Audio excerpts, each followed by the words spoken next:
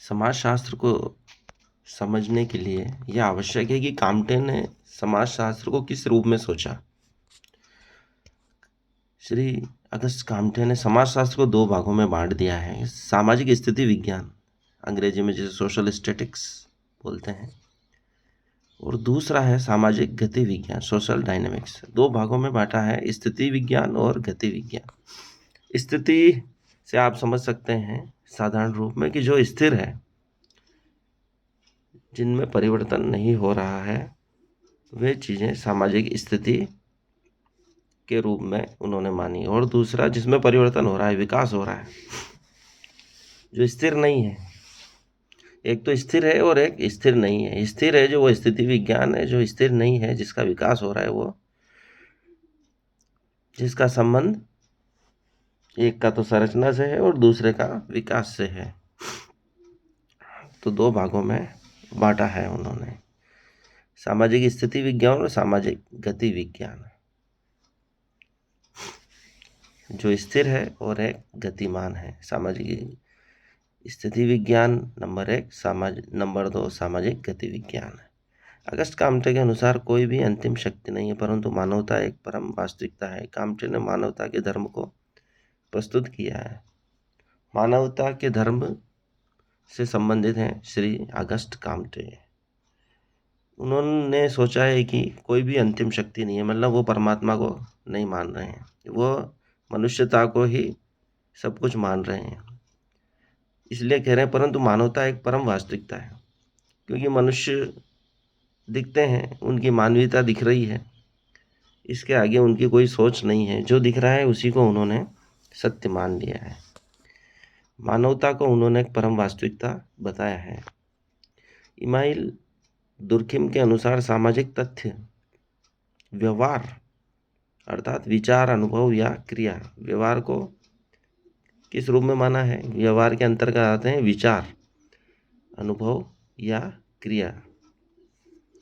सामाजिक तथ्य व्यवहार का वह पक्ष है जिसका निरीक्षण वैश्विक रूप से संभव है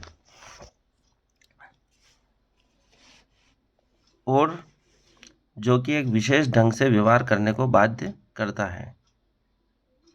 अपने सामाजिक तथ्य की दो प्रमुख विशेषताओं बाह्यता एवं बाध्यता का उल्लेख किया।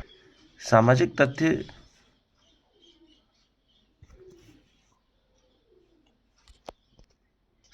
तथ्य व्यवहार के उस पक्ष को माना है जिसका एक विशेष ढंग से हम उसका निरीक्षण वैश्विक दृष्टि से कर सकते हैं, मतलब उसका अध्ययन किया जा सकता है, शोध किया जा सकता है, वह उन्होंने सामाजिक तथ्य उसको माना है। आपने सामाजिक तथ्य की दो प्रमुख विशेषताओं को बताया, एक तो बाह्यता और एक बाध्यता। सामाजिक तथ्य एक तो बाह्य है और एक बाध्य है।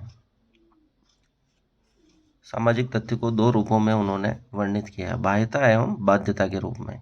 दुर्किम के अनुसार सामाजिक एकता के विषय में भी उन्होंने जोरदार कथन दिया है। दो रूप बताए, एक तो यांत्रिक एकता और एक सावयवी एकता। यांत्रिक एकता तभी संभव है जब व्यक्ति का व्यक्तित्व सामूहिक व्यक्तित्व में विलीन हो जाता है। पुरातन समाज को उन्होंने यांत्रिक एकता से संबंधित किया है और सावयवी एकता तभी उत्पन्न होती है जब प्रत्येक व्यक्ति के व्यक्तित्व का अस्तित्व अलग अलग मान्य हो। सामूहिक रूप से अगर व्यक्ति रहता है तो वहाँ यांत्रिक एकता स्थापित होती है और जो व्यक्ति का अलग अलग विकास होता है वह सोचने लग जाता है। व्यक्तित्व का अस्तित्व अलग अलग रूप से मान्य हो, मतलब हर व्यक्ति का अपना अलग अलग व्यक्तित्व हो और वो मान्य हो रहा है, तो वहाँ सावयवी एकता मानी गई है। प्राचीन जो समाज है, आदिवासी समाज या पुरातन जो समाज है, वो उन्होंने यांत्रिक एकता से संबद्ध किया और जो जो विकास होता गया है, आधुनिक उपकरण, कल कारखाने जहाँ स्थापित हुए हैं, वहाँ उन्होंने जो जो समाज जटिल हुआ है, वहाँ उन्होंने सावयवी एकता का स्थापना मानी है। दुर्किम का जो प्रमुख सिद्धांत आत्महत्या का सिद्धांत है, उन्होंने आत्महत्या को 3 प्रकारों में विभाजित किया है। अहमवादी, इगोइस्टिक परार्थवादी, अल्ट्रास्टिक, अस्वाभाविक, अनैतिक। तो 3 प्रकार की आत्महत्याओं का उल्लेख दुर्कम ने अहमवादी, परार्थवादी और अस्वाभाविक। अहम, परार्थवादी और अस्वाभाविक। मार्क्स एंजेल्स की संयुक्त रचना होली फैमिली में सर्वहारा वर्ग के विश्वव्यापी ऐतिहासिक उद्देश्यों से संबंधित विचारों की एक प्रणाली दी गई है। मार्क्स और एंजेल्स ने संयुक्त रूप से लिखी है होली फैमिली। कम्युनिस्ट घोषणा पत्र कार्ल मार्क्स की अमर रचना है। सबसे प्रसिद्ध रचना है कार्ल मार्क्स की कम्युनिस्ट घोषणा पत्र, जो सन 1848 में लंदन से प्रकाशित हुई। यह वैज्ञानिक साम्यवाद का कार्यक्रम संबंधी दस्तावेज है। इसमें वैज्ञानिक साम्यवाद का वर्णन किया गया है। साम्यवाद की इसमें महिमा मंडित की गई और वहीं से पूरे विश्व में साम्यवाद की अवधारणा प्रसारित हुई और अधिकतर देशों ने साम्यवाद को पसंद किया, उसे अपनाया। चीन साम्यवाद के पीछे पड़ा हुआ है और उसको पूरा लागू करने के लिए प्रतिबद्ध हो रहा है। सन 1847 में मार्क्स ने द फिलोसॉफी ऑफ पॉवर्टी की रचना की। इस रचना में मार्क्स ने पहली बार द्वंद्वात्मक और ऐतिहासिक भौतिकवाद के आधारभूत सूत्र को प्रस्तुत किया है। द्वंद्वात्मक और ऐतिहासिक भौतिकवाद किस पुस्तक में है? तो द फिलोसॉफी ऑफ पॉवर्टी में है। हीगल के अनुसार चिंतन की प्रक्रिया ही वास्तविक जगत की निर्माता है और विवेक ही विश्व में सत्ताधारी है, जिसके कारण मनुष्य और उसके जगत का अस्तित्व संभव है। हीगल कह रहा है कि चिंतन की प्रक्रिया ही वास्तविक जगत की निर्माता है। मतलब आप जो चिंतन कर रहे हैं उससे ही जगत का निर्माण हुआ है, और जो आपका विवेक है उस विवेक के द्वारा ही आप विश्व में सत्ता धारण करते हैं। विवेक ही विश्व में सत्ताधारी है। चिंतन की प्रक्रिया ने जगत को बनाया है और विवेक ने सत्ता धारण किया है। यह विवेक के द्वारा ही मनुष्य सत्ता को प्राप्त करता है, जिसके कारण मनुष्य और उसके जगत का अस्तित्व संभव है। चिंतन की प्रक्रिया और विवेक के द्वारा ही मनुष्य और उसके जगत का अस्तित्व संभव है, ऐसा हीगल मानता है। मार्क्स के अनुसार समाज की भौतिक जीवन की अवस्थाएं अंतिम रूप से समाज की संरचना, विचार, राजनीतिक संस्थाओं आदि को निर्धारित करते हैं। भौतिकवाद को काफ़ी माना है मार्क्स ने। वो भौतिक जीवन की जो भी अवस्थाएं हैं अंतिम रूप से समाज की संरचना, विचार, राजनीतिक संस्थाओं आदि को निर्धारित करते हैं। भौतिक जीवन क्या क्या निर्धारित कर रहा है? समाज की संरचना को, विचार को, राजनीतिक संस्थाओं आदि को क्या कर रहा है? निर्धारित कर रहा है। जैसा भौतिक जीवन होगा उसी के अनुसार ये सब चीज़ें होगी, ऐसा मार्क्स का मानना है। मार्क्स के संपूर्ण सामाजिक संरचना को 2 भागों में विभाजित करके उनके विषय में विश्लेषण किया है। सामाजिक संरचना को इसने भी 2 भागों में बांटा है। उन्होंने अधिसंरचना, सुपर स्ट्रक्चर और निचले या बुनियादी भाग को उप संरचना की संख्या 2 भागों में बांटा है, ऊपर वाला भाग और नीचे वाला। जो ऊपर वाला भाग है उसे अधिसंरचना कहा है अंग्रेजी में, जैसे सुपर स्ट्रक्चर कहते हैं, और निचले या बुनियादी भाग को, जो बुनियादी मतलब नींव वाला भाग है, जहाँ नींव का पत्थर रखा जाता है, बुनियादी भाग को उप संरचना की संज्ञा दी है। मार्क्स के अनुसार इतिहास के सभी परिवर्तन उत्पादन प्रणाली में परिवर्तन के ही फलस्वरूप होते हैं। उत्पादन प्रणाली का भी बहुत महामंडन किया है। उत्पादन प्रणाली को ही उसने कहा है कि इतिहास में जितने भी परिवर्तन हो रहे हैं वो उत्पादन प्रणाली में परिवर्तन होने से हो रहे हैं। उत्पादन प्रणाली में जो जो परिवर्तन होगा, इतिहास में क्रांतियाँ होगी, परिवर्तन होंगे, ऐसा उसका मानना है। थर्स्टिन वेबलेन के अनुसार मनुष्य की आदतों तथा मनोवृत्तियों, भौतिक पर्यावरण, विशेषकर औद्योगिक में परिवर्तन के अनुसार परिवर्तन होता रहता है। ये भी वही लगभग बात कर रहा है। प्रणाली, प्रौद्योगिकी, ये लगभग वही बातें हैं जो मार्क्स ने कहा है, उसी को थोड़ा सा उसने मॉडिफाई किया है। थर्स्टिन वेबलेन के अनुसार मनुष्य की आदतों तथा मनोवृत्तियों, भौतिक पर्यावरण, विशेषकर प्रौद्योगिकी में परिवर्तन के अनुसार मनुष्य की जो भी आदतें हैं या मनोवृत्तियां हैं भौतिक पर्यावरण, भौतिकवाद आ रहा है इसमें, देखो इसने भौतिकवाद की जगह भौतिक पर्यावरण लिख दिया है। विशेषकर प्रौद्योगिकी में परिवर्तन के अनुसार परिवर्तन होता रहता है। प्रौद्योगिकी तकनीकी है जिसमें अगर परिवर्तन होगा तो मनुष्य की आदतों, मनोवृत्तियों, भौतिक पर्यावरण में परिवर्तन होता है। हम देखते हैं कि जब टेलीफोन था तो लोगों के बातचीत करने का तो व्यवहार का तरीका अलग था। अब जब मोबाइल, स्मार्टफोन आ गए हैं तो उनकी आदतों में काफ़ी परिवर्तन आया है। तो इन तकनीकी प्रौद्योगिकी से हम समझ सकते हैं कि वास्तव में उनके जो व्यवहार में परिवर्तन हो रहा है उसमें प्रौद्योगिकी का भी असर है।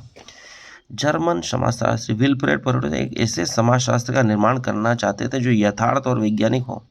आपने इस समाजशास्त्र को तार्किक प्रयोगात्मक विज्ञान का नाम दिया है, लॉजिको एक्सपेरिमेंटल साइंस। ऐसे समाजशास्त्र का निर्माण करना चाहते थे, वो भी एक समाजशास्त्र बनाना चाहते थे अलग सा, जो यथार्थ के करीब हो और वैज्ञानिक भी हो। आपने इस समाजशास्त्र को तार्किक प्रयोगात्मक विज्ञान का नाम दिया है। तर्क यथार्थ से संबंधित है और प्रयोगात्मक विज्ञान वैज्ञानिक तथ्यों से संबंधित है। यथार्थ और वैज्ञानिक दोनों ही चीज़ें को मिला के तार्किक प्रयोगात्मक विज्ञान इन्होंने नाम दिया। पेरेटो के अनुसार समाज सामाजिक संतुलन की व्यवस्था है। समाज क्या है? सामाजिक संतुलन की, मतलब आपस में कंप्रोमाइज़ करते हुए चलते हैं समाज के लोग, तो वो सामाजिक संतुलन से ही समाज बना रहता है। अगर सब लड़ने लग जाए, इधर उधर भग जाए, तो वहाँ समाज नहीं टिक पाएगा। उनको साथ में रहना है, कंप्रोमाइज़ करना है, संतुलन बनाए रखना है। विभिन्न विचारों, मतावलंबियों के लोग रहते हैं तो उनके साथ रहना, समन्वय स्थापित करना, संतुलन स्थापित करना, ये सामाजिक संतुलन कहलाता है। इसके द्वारा ही क्या बनता है? समाज। ऐसा पेरेटो मानता है। पेरेटो ने समाज में पाई जाने वाली मानवीय क्रियाओं का वर्गीकरण दो भागों में किया है, तर्क संगत क्रियाएं, लॉजिकल एक्शंस, तथा अतर्क संगत क्रियाएं, नॉन लॉजिकल एक्शन।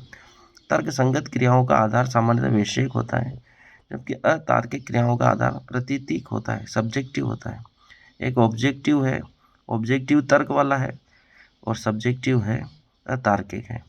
पेरेटो के अनुसार इतिहास कुलीन तंत्रों का कब्रिस्तान है, अर्थात अभिजात वर्ग समाज का शासन करते हैं परंतु अपनी कब्र को भी स्वयं ही खोदते हैं। आदर्श प्रारूप का तात्पर्य कुछ वास्तविक तथ्यों के तर्कसंगत आधार पर यथार्थ अवधारणाओं का निर्माण करना।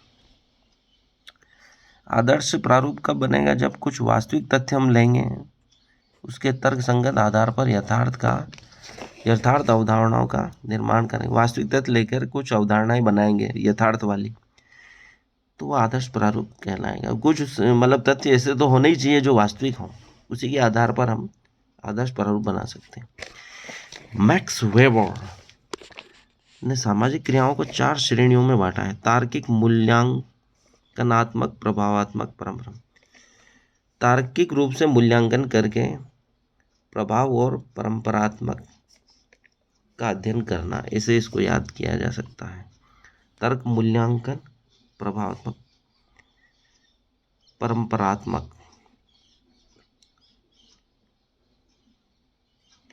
मैक्स वेबर के अनुसार सामाजिक परिस्थितियों को 2 प्रणालियों द्वारा समझा जा सकता है। युक्ति संगत प्रणाली, इस प्रणाली के 2 उपभाग हैं, तार्किक, गणितीय, सहानुभूतिपूर्ण प्रणाली। सामाजिक परिस्थितियों को 2 प्रणालियों द्वारा समझ सकते हैं। युक्ति संगत प्रणाली, इस प्रणाली के भी 2 भाग हैं, तार्किक और गणितीय। युक्ति संगत के अंतर्गत क्या भाग है? तार्किक और गणितीय। और जो दूसरा है युक्ति संगत प्रणाली के बाद, वो है सहानुभूतिपूर्ण प्रणाली। मैक्स वेबर के अनुसार सत्ता 3 प्रकार की है, वैधानिक सत्ता, परंपरागत, करिश्माई सत्ता। 3 प्रकार की सत्ता बहुत ही प्रसिद्ध है मैक्स वेबर की, ये महत्वपूर्ण है। वैधानिक सत्ता होती है, परंपरागत सत्ता होती है, करिश्माई सत्ता है। वैधानिक सत्ता विधान के अनुसार चलती, परंपरागत जो राजा महाराजाओं जैसी सत्ता होती है, जो प्राचीन समय से चल रही है, परंपरा से चल रही है। करिश्माई में अचानक कोई नेता उभरता है और वो अपनी सत्ता स्थापित कर लेता है। धन्यवाद, आपके लिए इतना ही।